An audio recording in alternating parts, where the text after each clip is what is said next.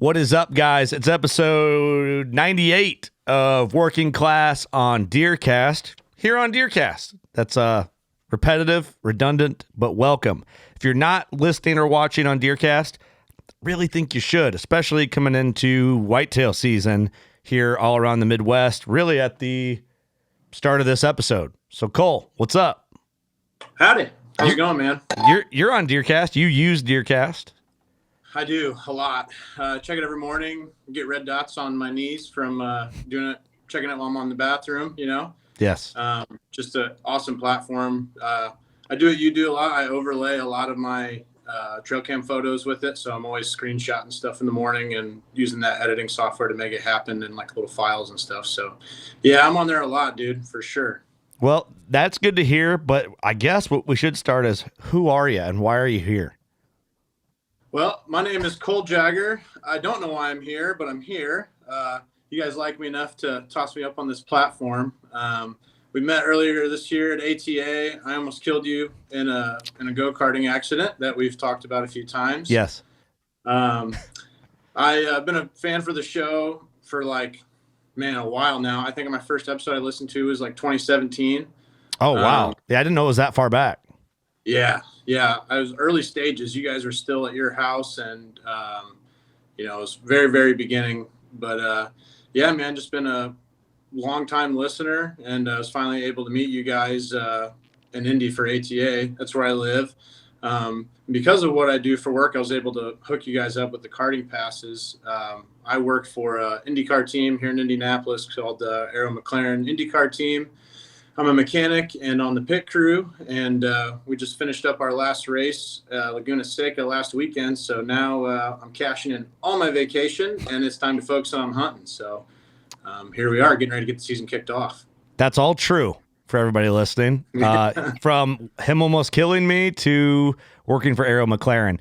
You have really one of the cooler gigs, I think, of anybody I know, obviously outside of the hunting industry, and it's way cooler than the hunting industry, but we've ran into people that come through the studio and see like Arrow McLaren merchandise or just the logo on stuff that you've given us.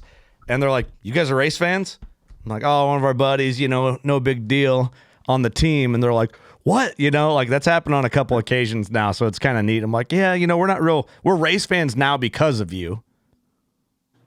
Yeah, man, that's awesome. It's a really big fan base in the Midwest, obviously, with the main part of the series being in Indianapolis. But yeah, man, it's popular. We're busy all summer, put in the time, so that way in the off season we can go run around and chase stuff with our bow. So it's been really, really cool to see how the team I've been a part of. That was the 9th year I've been there. I almost kind of started on this team about the same time you guys started the podcast, and both have grown like exponentially in the last 8 years. So it's been really fun to be a part of this team and watch it grow into what it is today, and be along the ride with you guys too. So they're both blossoming beautifully. Well, I appreciate you being a part of our WCB community, and you also gave us a tour of the Arrow McLaren, like your guys' race shop, like where you do everything. We got to see, I can't talk about probably everything we saw, but everything. We got to see it all. And I knew it was a big deal, right? But you go there and you see how everything is handled. You're like, whoa, this is beyond what I thought it was initially when I got in here. But what I love is like you go to your toolbox and there's like WCB stickers and hunting stickers in the middle of this like high-end race shop. And it's just regular dudes working in there, you think it'd be like aerospace engineers and stuff. No offense. Oh yeah, they let us wage brains in there to work on that stuff for sure. But yeah, I'd say it's a lot of racing is very comparable to hunting as far as like what you just said. You just didn't really know the intricacies of everything that goes on. Same thing with like you tell somebody that you bow hunt that has never been into it or knows about it, right? The first thing they think is, oh, you just go out in the woods and you just shoot something, right? Well, yeah. There's so much more that goes into it that you could sit there for hours and explain. That's why you have a podcast about it. Same thing with racing, man. It's just, you just turn laps in a car, right? Well, yes, on the surface, but the amount of work that it takes to get that product out on track is astronomical. So once you do cross the start finish in first, or watch your fletchings get buried behind the shoulder. Just all of that hard work and time and energy and money being realized, it really correlates. So Yeah. Best way I could kind of describe it from a surface level kind of point of view of it. But that's a really cool way to like lay that out too, because that is true. You know, I can see the similarities. When you first said that, I'm like, in what way? But I get it now. That makes sense. Yeah, man, it's good. It's good patience training for both. Yeah. They both kind of help feed off each other, even to like just the intricacies of how to set up a race car and how little things affect the setup. It's the same thing for, I love wrenching on bows. So it's the same thing, just little tiny details, a lot of them. One individual one probably doesn't matter, but all the little details that combined make a big difference. So yeah, it's kind of good to carry that in both seasons, you know, racing and hunting. Yeah, that makes a lot of sense. I get that. It's just a cool environment to see. And what I like is like you talk about shooting your bow on the road and on like lunch break and stuff, like at the shop. Like they let you travel and fly with your stuff for work, or you just do it? Yeah, we have like a support trailer that just is kind of like a junk drawer, you can kind of call it. So like if I want to, there's a cool golf course that I want to go play, I can just throw my clubs on there. If there's a sweet 3D range or something, we can toss our bows on there. A lot of guys will take bikes and put them on there, camping equipment. We had a handful of guys that went straight to Colorado to backpack for 4 or 5 days after we were done in Laguna. So yeah, man. And unfortunately, we've got a large bit of acreage out behind the shop that I can get out to like 100, 120 yards and shoot, and with like a big dirt backstop. So there's like 6 or 7 guys that shoot bows at the shop. So yeah, dude, every day at lunch and just go to the back and rip some arrows and just stay fresh with it. And we have a scissor lift too that we can actually take out there and practice shooting from elevation. So that's the perks of a race job for bow hunting. Oh yeah, and all the carbon fiber, tools you could think of for cutting arrows and doing layups, and yeah, man, even just specialty one-off stuff. You should see one of the CNC machinists in our shop was making his own stabilizers for a while there. And, like, no kidding. Stuff. Yeah, he was making them like out of tie and carbon and a bunch of crazy materials. So we kind of get down these rabbit holes of like, oh, we could make this because we've got the tooling to do it at the shop, and they don't care if we use it for personal stuff outside of work hours. So see, that's cool, man. Like not every, there's some jobs that just flat out suck and they don't support your passions outside of work, or, you know, they might not have the flexibility to like, all right, I don't know. I don't work for Deer anymore, so I could probably admit some of this now, but like when I worked at Deer, there was acreage, like because we did testing on farm equipment. So there was like ground there and marsh grass and all sorts of stuff. And on lunch break during shed season, there's deer that live in there. And instead of sitting at my workbench or in the lunchroom and eating lunch, I would go pick a sandwich that I could walk and eat, and I would shed hunt every day on lunch break during shed season. Oh, that's sick. I didn't know that. Yeah, so like just little perks to the gig that allowed me to get like my deer hunting fix. And so I could never hunt there, of course, but just I'd walk around and just like get some fresh air, even if it was freezing cold out, and eat on the move and find an Did you find some? Yeah, I found not a ton. The first day I ever went, when I first started working there, I remember I was still on probation.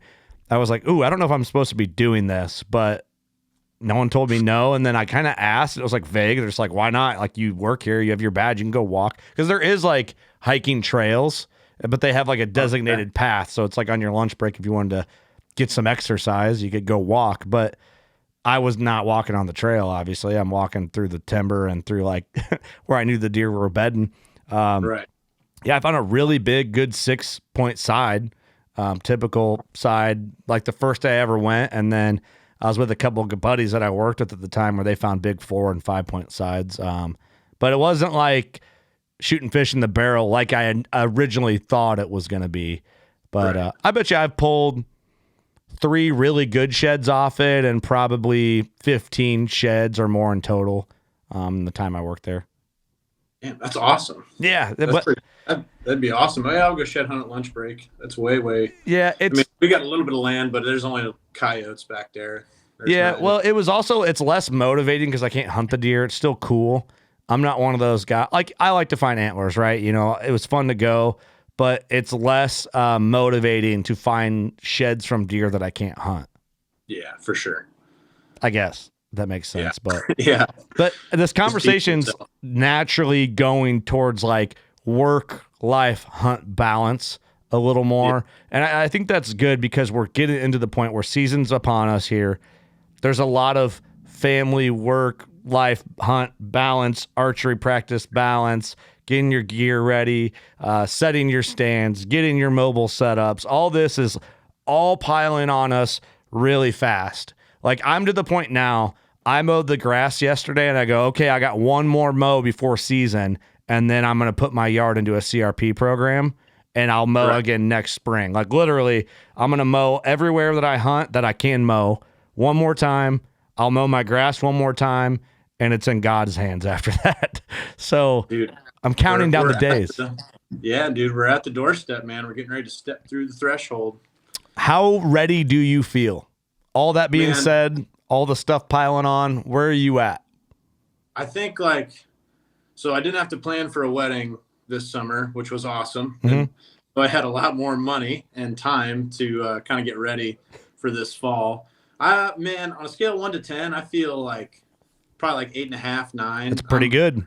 I'm pretty stoked. Like, I'm ready to go. I've been itching at the bit there. It was that last week at the track in California. I was like, the day before Christmas, that feeling inside your stomach when you're just like pacing because you like, it's 4 a.m. and you want to wake up and open your presents, but you can't yet. Yeah. So I'm ready. I'm there.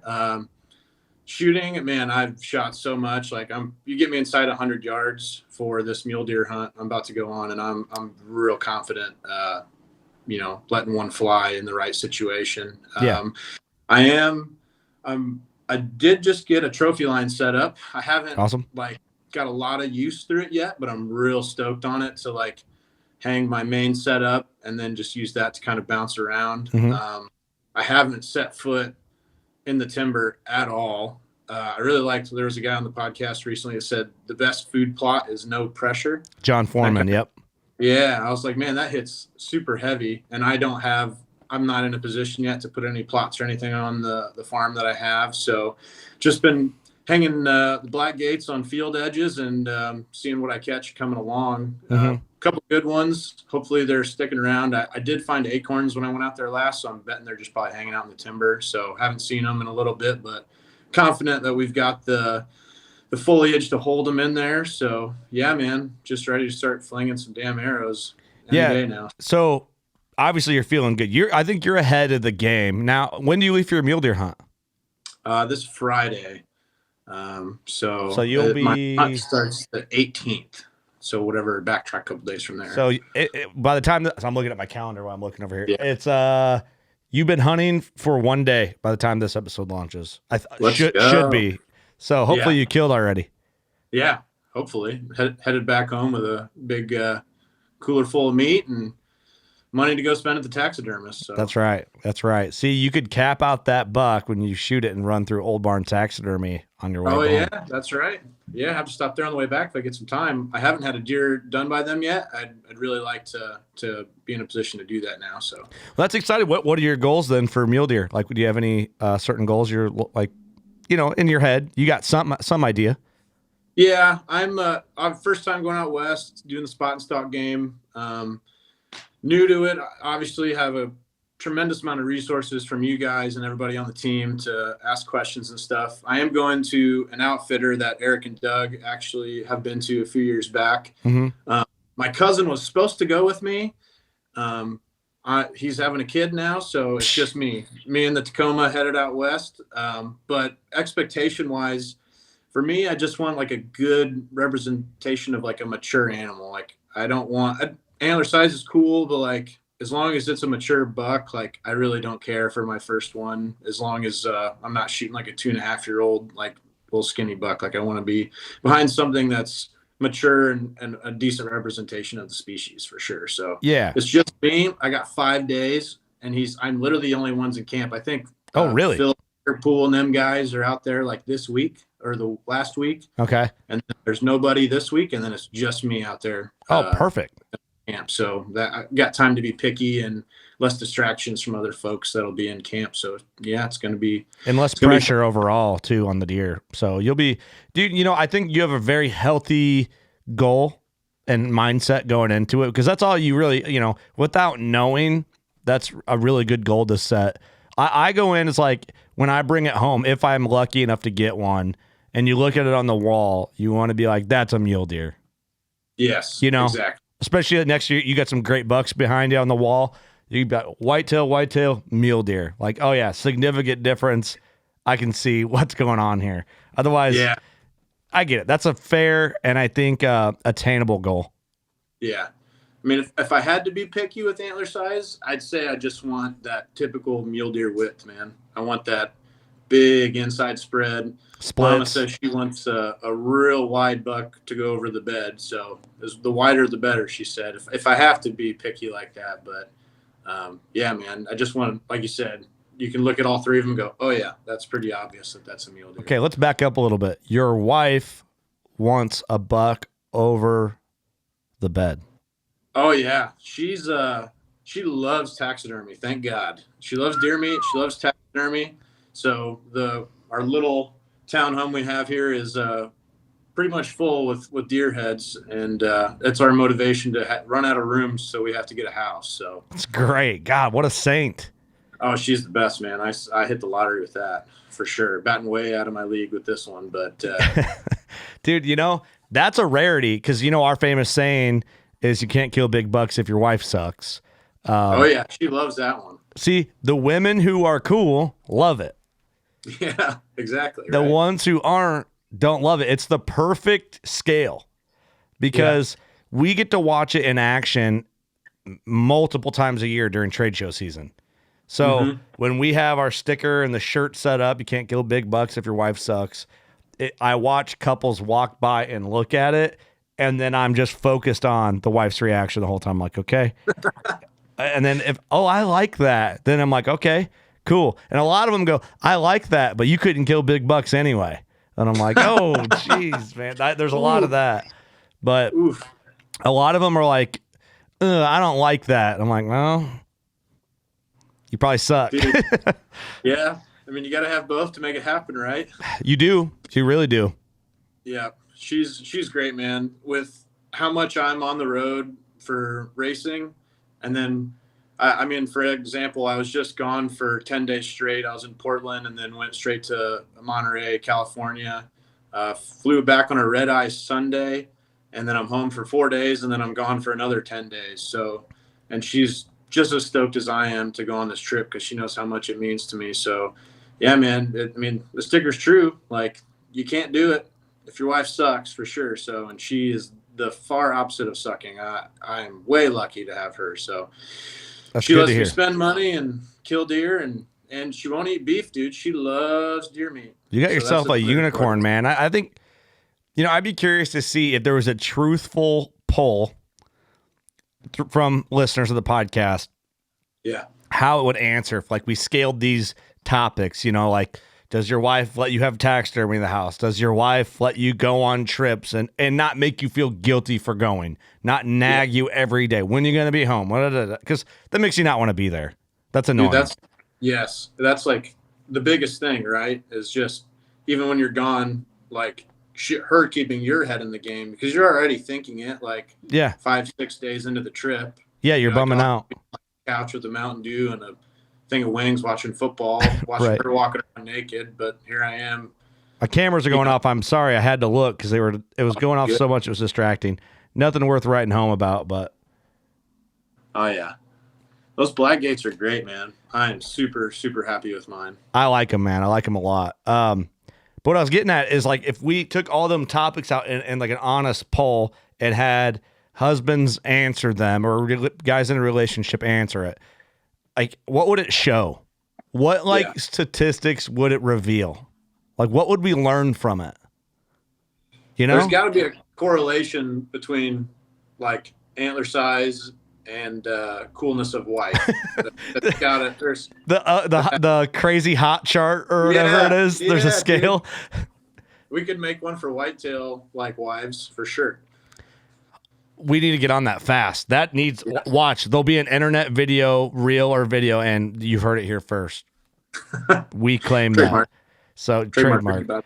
So, but yeah, like there has to be kind of, right? Like obviously Austin Chandler's wife is awesome because of like, you see how much time he's allowed to put into his hunting and the big bucks he kills, right? Like that's, there you go. She calls him daddy, dude. That's a big deal. I tell my wife, I'm like, how come you don't call me daddy in front of my friends? It'd make me feel really good. Trying to shoot like a 180s. Yeah. Let me hit 180, babe. Just take one for the team, you know? And my wife is awesome too, obviously, like from what I get to do and opportunities I've had. It would not have rolled out the same if it wasn't for how cool my wife is, because that's a lot of things that people don't realize too, you know, like, you know, working full time in the hunting industry now is a newer thing for me. But it's easy to be like, when I worked at John Deere and I had to travel, it'd be easy for me to go away for 4 or 5 weeks. And it was almost no question that I was gone because I had to be there. Yeah. So it's like, well, what do you want me to do? Like I have to travel for this job. I have to be in Idaho doing wheat harvest or whatever for testing. But if I want to go on a 2-week hunting trip, which is part of my job now, she gets that. Right. But I don't know if most wives across the board in my unique situation would understand it the same. It might be easier for them to complain that I'm gone when I'm doing it for my own self-employed type career rather than John Deere telling me I had to go. Right. If that makes sense, you know? Oh, for sure. For sure. It's just like acceptance of lifestyle in general. Right. Yeah, like, that's the biggest part, right? Yeah. And same with her, like this is going to add a whole new dynamic. We're trying for kids this year. And then next hunting season, obviously, is going to add another dynamic to the family hunting work balance. So this was like our last year of like truly just having to keep ourselves alive. So I told her when I was gone all year, like, dude, go to concerts, like do whatever. She's been to, man, like 8 or 9 concerts this year. And I don't care. She's always asking me like, are you sure I can go on this? I was like, babe, you do you, I'm going to do me. And we're just like going to support each other and enjoy each other. Cause I mean, most of the time when you're like, oh, I just want you to be home and do all this stuff. You're like, okay, guys will do that. And then you just end up sitting on your phone in front of the TV and not really having any personal time anyway. So it's like, you might as well get out and enjoy yourselves while you can. And then we're going to be so busy with kids, we're not going to be able to sit there and do nothing on our phones. So, well, that's true. And I think you have a great mindset with that. And like that adds another element into like the hunting life balance, you know, and like DeerCast plays a big part in all this because once you have kids or maybe a struggling relationship because you're trying to hunt and your wife sucks, just, you know, it tells you when you can and can't hunt or when you should, you know, that's a bad way to put it. It tells you maybe where you should put your effort and then not put it. You can kind of feel better about taking some days off to spoil your old lady for a couple days during the week to make her happy because you know there's a cold front coming from your DeerCast predictions Thursday through Sunday, and you're probably going to cut out of work a little early if you can, and you might blow her off all weekend, but you took care of her early in the week because you kind of knew where you could throttle on, throttle off. Like there's a play there somewhere, you know, like it's tough, dude. But like you add kids to that. I made sure, honestly, my kids were born around hunting season, like May and July. Yeah. So that's my advice right there. If you can kind of see what I'm saying. I know. We were trying to time it so I wouldn't be like on the West Coast or racing somewhere and like, crap, I have to be back for this. So we were almost trying to plan for a fall kid. But at this point, after a few tries, I've realized it's hard to time it and plan it as I'm discovering. I'm very fortunate that I it's luck, but if you can help it, but you know, also too, it would just kind of, and this sounds negative, like someone's going to clip this and be like, Kurt hates children. And maybe I do, but I'm kidding. I don't, but like, you know, if your kid was born November 5th, okay. Yeah. It screws you for several years on November 5th. But every time. what happens as your kid gets older, if they're into deer hunting, they're born the best time of year. You know how fun that is for them if they love hunting after that? Yeah, you're right. It would be kind of a catch-22 situation there where it would suck for a little bit and it'd be awesome. Yeah. Hopefully they like hunting. Yeah. It's scary. That's a whole nother podcast, but yeah, for sure. But dude, you know, it's just like, I love that conversation because even though we do cover it a lot, we maybe need to add it more often. It's like how you balance work, life, family, children, other obligations, weddings, birthday party, all the stuff. My simple answer is I don't do any of them during hunting season, and you can call me whatever you want. I just don't. Ever since I started working full-time jobs out of high school, my motto was, I'll never let a job tell me I can't go hunting. Yeah, dude. And I'm the exact same way, especially around fall. I'm really lucky, like I said, with my job in the time frame that I do have off. They give us so the shop is closed for like a month straight, but it's broke up into like different weeks. Like I have this week off, I have a week at Thanksgiving and 2 at Christmas. And then I have 28 days of my choice. Oh, so really? I'm going to work 1 day in November, I think, and then maybe a handful of days in October. So just time frame wise, like being able to break away and like do what I want to do. Like I have set that up to where it makes it pretty manageable for me. But yeah, dude, that's cool. Regardless of what your plans are in the fall, I know what mine are. And all 28 of those days, I'm going to be in a tree. So let me ask you this. Do you feel like in that 28 days, you will work harder for hunting than you do at your job? That might get you in trouble. So careful. Yeah. And that's what's crazy is like, I never really get time to relax, I guess. I maybe around Christmas a little bit if I fulfilled the tag already in November. But yeah, man, I'm working just as hard as winning races I am trying to kill deer. So they're both takes a lot of time, energy, and work for sure. So yeah, you're right, man. You're just running yourself ragged. I hope it happens like late October, early November, so then I can kind of like relax a little bit. If I want to go hunt another state, I can. It's not like a lot of pressure. I'm hoping with being able to arrow a good buck next week, and then that'll kind of scratch the itch a little bit. Yeah. Rolling into November. So never killed one outside of November, actually. I've killed does and stuff, but yeah. Yeah, maybe that'll scratch the itch a little bit before we get to that point. For sure. Well, the reason why I like Western hunts coming back before like the Midwestern season, traditionally kicks off, you kind of like the cobwebs get knocked out. Like you come back in the groove. So like you come back in the groove with a home court advantage. Yeah. Yeah. That's a good way of putting it.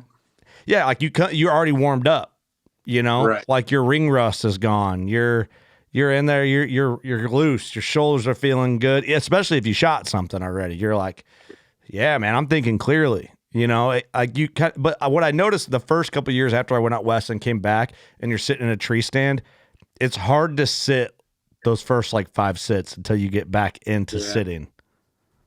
That's what I've been afraid of, man. Honestly, I'm hoping that that trophy line set will kind of help that a little bit, to where you don't feel quite as locked into where you're at. I mean, I don't really with my Novix as much, but definitely way more freedom with that trophy line system. But yeah, I could definitely see that. I've heard you guys talk about that, so it'll be interesting to kind of see how that feels for me once I do get back. We'll have to get an update from you and see how that felt, because I feel like a lot of guys will a lot of Midwestern guys in Eastern states will tend to lean more into catering towards the Western hunting, where it's like that's all they think about, and then whitetails all of a sudden take a back seat. Do you think you'll be one of those guys? Like, predicting, where do you think you'll fall with that? I don't know. I think it'll be kind of 50-50, man. Like, I don't see myself falling out of love with the whitetail game just from going and doing that. I feel like I'll be more like Devin, where any hunt I'm on is like the greatest hunt ever. Yeah. I just get stoked to just go do it. So I don't know. I could be wrong. We'll see. But I hope it doesn't, because dang, I like sitting in a tree stand. So we'll see if it won't. And from my perspective, it won't. this might, and I've talked about this a little bit, and it might be hard for people to understand, but the more hunts I do outside of whitetail country, the more I'm like into whitetails when I get back. Mm-hmm. I don't know why. Honestly, there's a reason probably, but I can't fully pinpoint it. I have some speculation on it. But I don't know, dude. I think it's just getting older. I love whitetails. I've always loved them, but I love them more. Dude, it's just like that comforting. You just can't beat it. I just sweat my butt off all summer outside. That when that first October cold front rolls in, the leaves start changing, football's back on. Like I don't know. It's just hard to beat that excitement no matter where I go. Yeah, and I you think it's age? Do you think it's our age? Do you think it's like the smells? Do you think it's you think that's what it is? It's like it's home. For sure. It's just like that comforting, like makes you feel like you're a little kid again when you're like stoked going out for the first few times and like just having no idea what to expect. But yeah, now you know what to expect, and it still gives you that same homey feeling. That's probably it. That might answered my question really with that. Okay. Yeah. Talking about that, let me ask you this. How long have you been hunting? Like how old? Man, so this is kind of a weird, so my dad used to bow hunt a lot when I was younger, and he'd take me with him and stuff, just like standing between his legs. And then he passed when I was younger. My mom ended up moving us a little bit closer into this town called Fort Wayne. It's in Northeast Indiana. Mm-hmm. And a lot like you, dude, I fell into like extreme sports. Like I skateboarded for a long time, all through high school, middle school. And like maybe opening day of shotgun, I'd go out to my grandparents' farm with my cousin and sit a couple times, but I never really had the money to do it.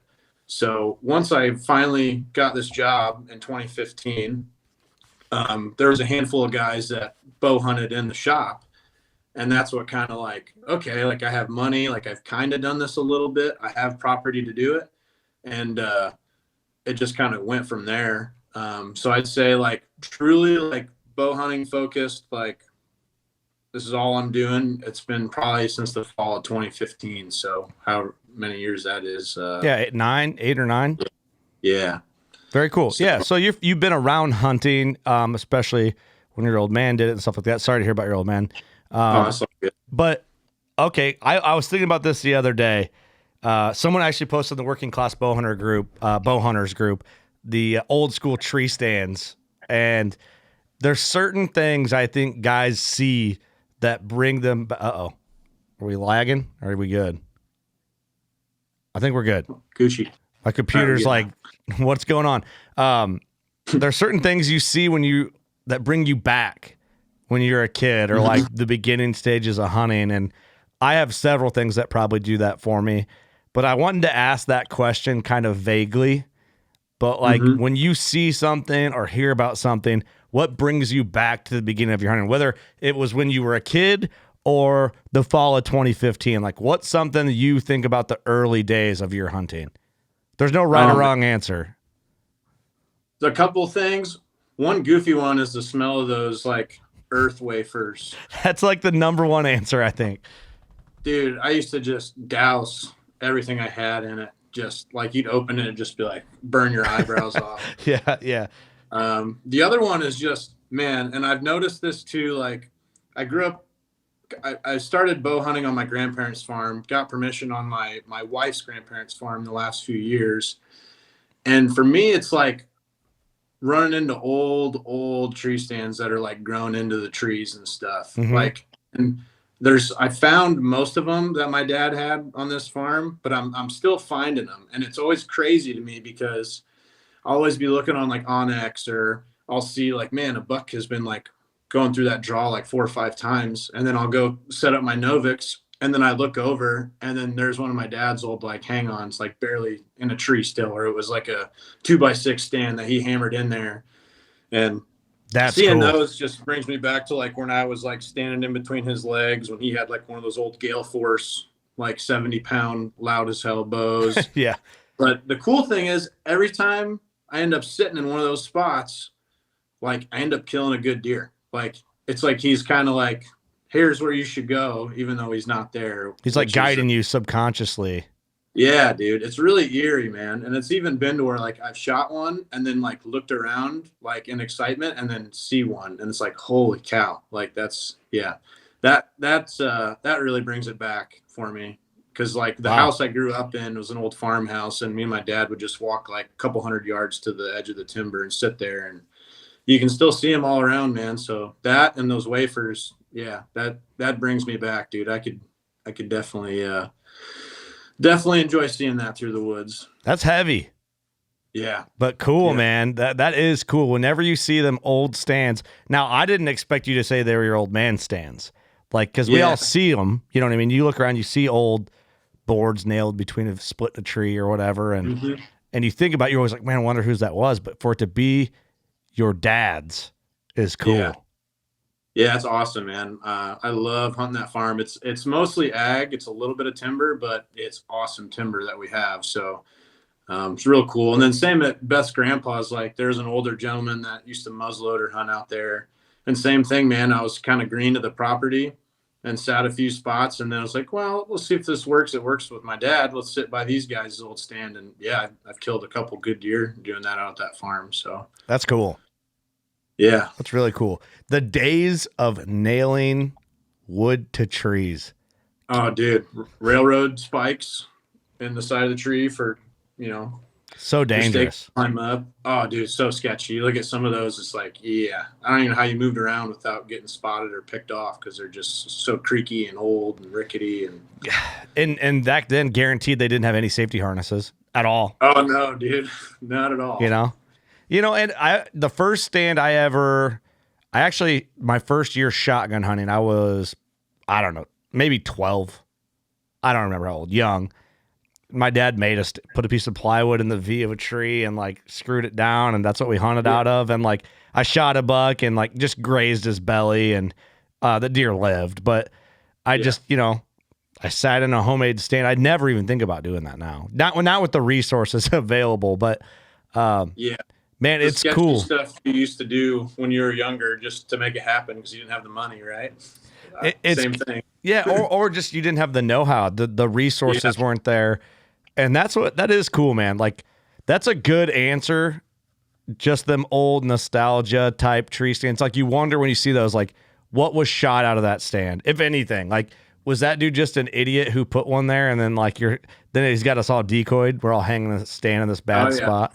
But but think about the effort it took to bring the wood out there, put it in the tree. You had to make sure it was a good spot.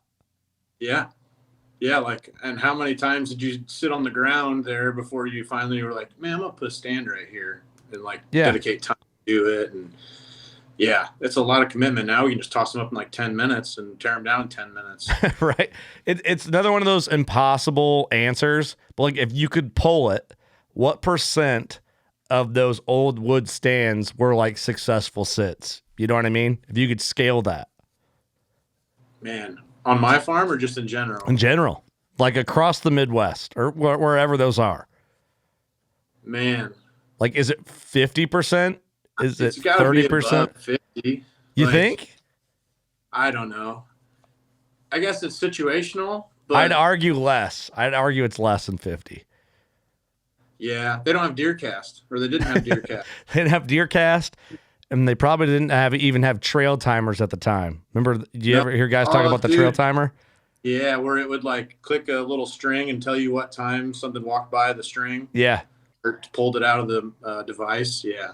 Those are wild. It could be a raccoon. You don't know. Yeah. Yeah, those are wild, man. I like thinking about that stuff.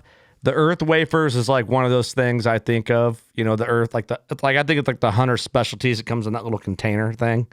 Yeah. And you like pin it to your hat or whatever. They're like the sound of an aluminum arrow on an old rest. That like, you know what I'm talking about? That noise of those old bows. The old like V rest that just sat on top. Yeah. Like a target archery like rest that's like if you just barely it's just falling off the side. Yep. Oh, dude, mine would be one of the things I think of is, and I still have some of it somewhere, is my dad's old like Well, it's not old. It's old school to us, but it's not old school to like old school guys, I guess, like the real OGs. But like the old Advantage camo and the old Mossy Oak camo from that time that, my dad probably just went to Farm and Fleet and bought, and, like all that stuff is just neat. Yeah, dude. I've still got an old like Realtree 3M insulated like ball cap that has the ear things that flip down. That's in like original Realtree that I'll whip out from time to time just for nostalgic sake. Was it your dad's? Yeah. Oh, yeah. That's cool. I still got a lot of his old stuff. I still got his old Gale Force bow. I've been meaning. My goal at some point is to restring it and get it sighted in and take it out to that same farm and try to kill something with it. But I just haven't gotten around to it yet. That would be cool. Yeah, it's cool, man. All the string measurements have been like rubbed off on accident, and I can't I'd have to take it apart and do some stuff to figure out string measurements, but I really want to do that. I think that would be awesome. That would be cool. I'm sure we have resources here that listen that could help you out with some of that. Yeah, that's all I need is just numbers. I can string it up. I don't know like all the bus cable lengths and all that stuff. So if anybody knows about it, I'll post a picture of the bow on the group or something, and maybe somebody can figure out the lengths for me. That'd be sweet. You should do it. Guaranteed somebody out there knows. Guaranteed. If not, T-Bone. I can connect you T-Bone. Anything like that, he probably had one of those. He'll know. I bet you he'll know. I would bet. Someone does. All right, we'll figure it out. I'd love that. That'd be great. Okay, before we get out of here, whitetail goals. Oh man, honestly, like I'm probably not drawn back unless it's 140 or better this year. Somewhere in there. I had an instance last year where one kind of ran up on me, and I had a little bit of ground shrinkage, and like afterwards, like I was like, man, he probably would have been really good this year. And like I said, I'm not like a seasoned vet. I've shot some good ones, but like I still get a little excited from time to time. But I think that was kind of the turning point for me of like, yeah, I've shot a pile of these. Like I gotta just be better about managing these deer on this property and not just, scratching my itch. So yeah, I definitely think that's a good goal for me. So probably 140 or better for sure. I think is where I'm landing this year. Just a good mature deer. It doesn't have to be a giant. I just don't want to shoot another 3.5-year-old that I thought was bigger than it was. So right. No, yeah, I think that's great. That's a great goal. I think it's you're in another step of the ladder. I'm trying to get into another step of the ladder.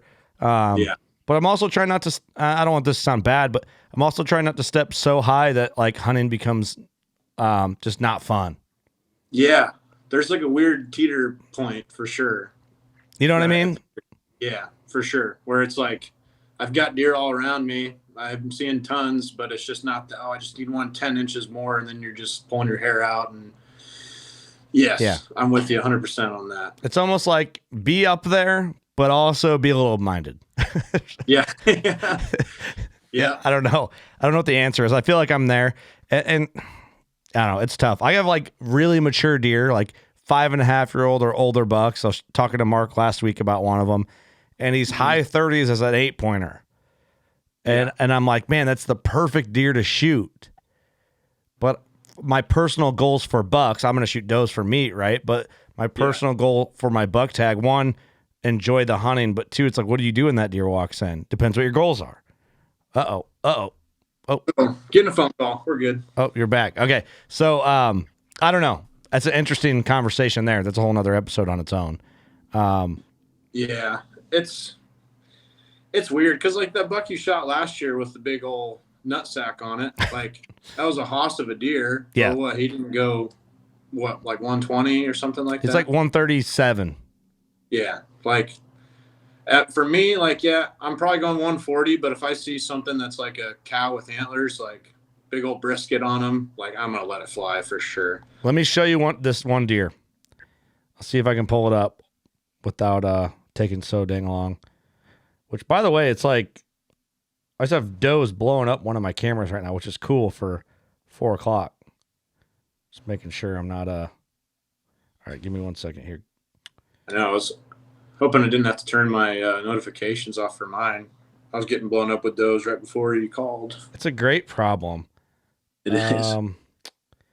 This buck was one of them deer, like you look at him, you're like, Gosh, hold on, my phone's lagging. This buck that oh, maybe I never saved. I might not ever saved the photo. Give me a sec. All good, buddy. He's one of them deer that you look at him and you're like, you're just thicker than a Snicker, aren't you? You know? Yeah. Oh, here he is.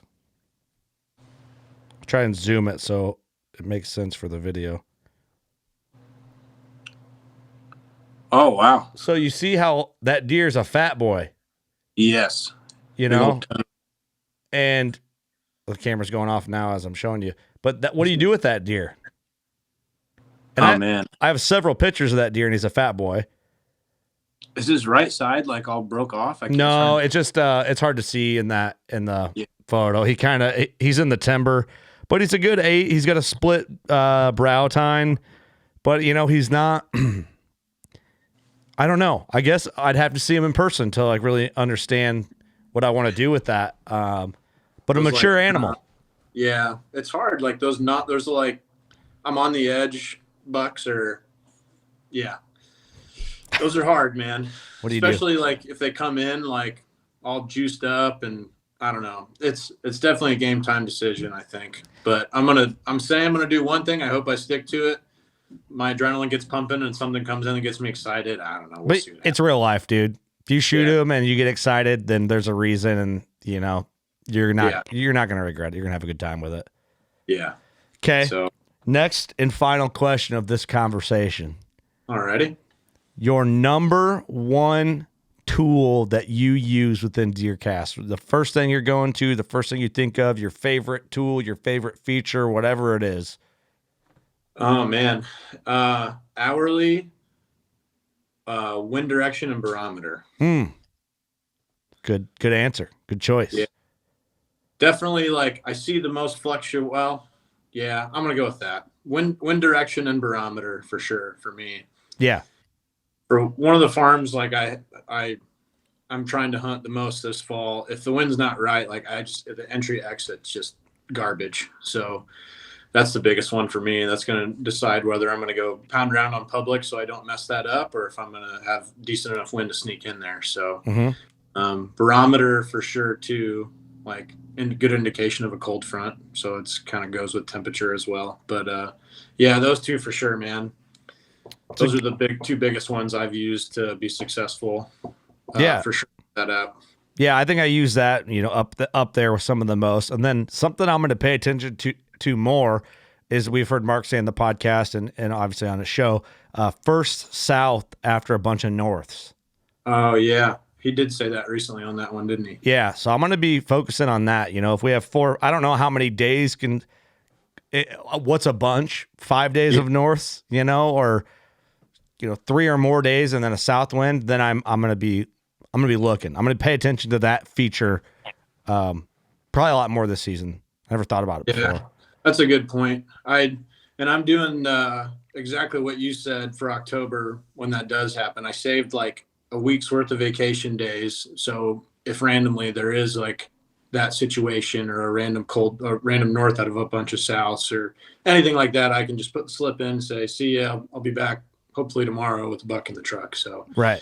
Cause I have fallen into that trap where I take I still am now, but I didn't have as much vacation back then as I did, currently, but I'd take the first 2 weeks in November. And as the last few Novembers have been 82 and hot for the first 2 weeks. So it's been flip flop October to November, like the last couple of years, it seems like. Yeah. I've gotten so burnt, dude. Like bucks I've been trying to kill come out in October, get shot because I'm at work and I'll be at sea in 2 weeks. Hopefully you're still there. But, yeah. You're watching most recent information go down in front of you, watching the cold fronts come in, and cameras going off. Yeah, it sucks. So I'm not doing that this year. We're gonna basically get 2 birds stoned at once doing that. So good.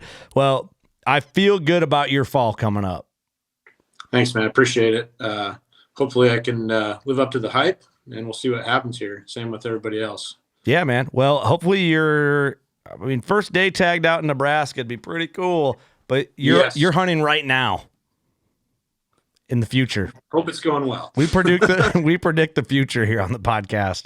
And in the future, you're hunting right now as this airs. Man, I can't wait. Waiting all summer. I'm stoked for it. Well, hey, where can people find you? You can find me on Instagram at RiseFoLife. It's a skate shop I used to ride for back in the day. So that's the, I didn't know the weird that. name. But it's called Rise Skate Shop. But yeah, RiseFoLife on Instagram, Cole Jagger on Facebook. You can follow the race team, Arrow McLaren IndyCar team, if you want to see what we're doing week to week with the race team.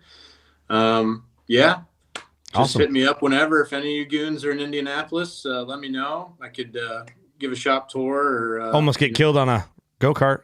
or take you go-karting. Almost kill you like Kurt. So, either or. But no, man, I appreciate you having me on. Of course, man. Appreciate everything you guys do with the podcast and keeping everybody informed about DeerCast. And hopefully we can all have good falls and get some stuff on the ground. So I got one more question. I appreciate your support.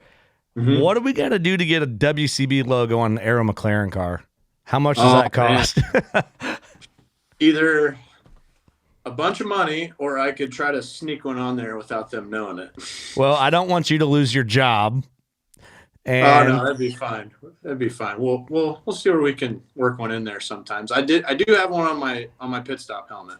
see, that's cool. Okay. Well, don't push the limit. Keep your job because they're pretty friendly to your hunting seasons. And if you're going to have a kid on the way, you're going to need a job. We And don't need money. I don't want to have to hire you and not be able to afford it because I feel so guilty. And I'll start at the bottom. I'll intern. I'll work my way. well, there's not a lot there. But we already filled that position. So, Oh yeah. you know, Well, there you go. But Don't if- lose the job. but if you lose your job because of one of our stickers, then I have to fire our intern and then hire you. And then it's just a mess. It's not good for anybody. Just gets messy. Okay. Well, we're race fans. I appreciate you, man. Thanks for doing this. Best of luck. Kill a mule deer. And I want you to kill that 140 or better buck. Actually, you're going to kill 160 or better. We'll go there. Ooh, right back at you, Toots. I'm feeling it. I like you. All right. All right. All right. All right, buddy. It's good catching up. We'll see you soon, all right? Yeah. Thanks, dude. Thanks, everybody, listening, watching, supporting DeerCast, a platform for deer hunters. Good luck this fall. It's coming in hot. You know what to do. Go shoot a giant. We love you. We'll see you next week. Peace.